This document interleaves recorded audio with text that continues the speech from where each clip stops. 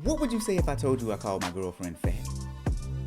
This is how I started a recent presentation on active listening, and the response was overwhelming. I was a jerk. 100% of the audience said that I should never, ever, ever in a million years say something like that. Some called me scum of the earth, some called me a chauvinistic pig. It did not matter their background, black, white, old, young, all agreed that I was a terrible human being. My follow-up questions didn't fare well either. I asked, but what if she is? You could see the crowd becoming more upset as I pressed further.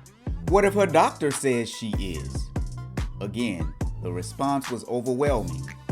I was a jerk. A little old lady in the front row named Miss Betty leaned over and said to me, "If I ever hear you say that to someone, I'm going to knock your block off." It was at this point that I showed them a clip from the movie Money Talks. In it, James, played by Charlie Sheen, took Franklin, played by Chris Tucker, to his engagement party to meet his fiancée, Grace, played by Heather Locklear. James warned Franklin that Grace had issues with her weight. Do not say a word about my fiance's weight. She's very sensitive about that.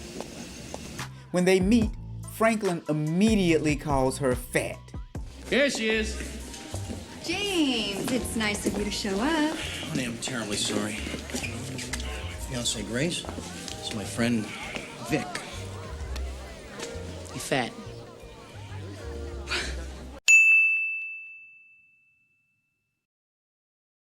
Initially, she was shocked by his comment, but she didn't do anything rash like punch him in the face.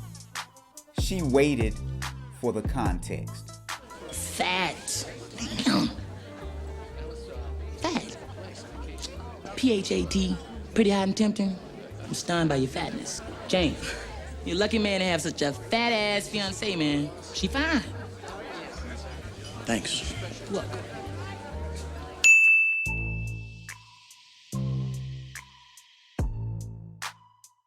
Franklin provided the context fairly quickly. Fat, P-H-A-T, pretty hot and tempting. The world needs more people like Grace, and that's such a fitting name for this situation, right? Civility and self-control are awesome traits. By controlling her triggers, she obtained context for this conversation and avoided getting mad for no reason. People who can't control their triggers fire verbal venom haphazardly. And while it may seem satisfying to get things off your chest, in the end, this behavior erodes relationships. I mean, think about it. No one wants to be around someone who's constantly overreacting to everything. So here are 3 things that you can do when you feel like you're about to be triggered. First, just shut up. It's just that simple. Shut your mouth. Don't overreact. Be more like Grace. As a matter of fact, have some grace. Second, seek clarity. Are you absolutely certain about what the person is trying to communicate to you? Probably not. Seek clarity. Once you have clarity, seek context for the conversation. Are there circumstances surrounding what the person is saying that provides a clearer picture to the conversation at hand? The lack of trigger control is a losing proposition for everyone.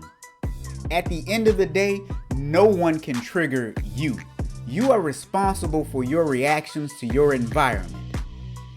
I am Robert Berry, your resident writer, trainer, and keynote speaker.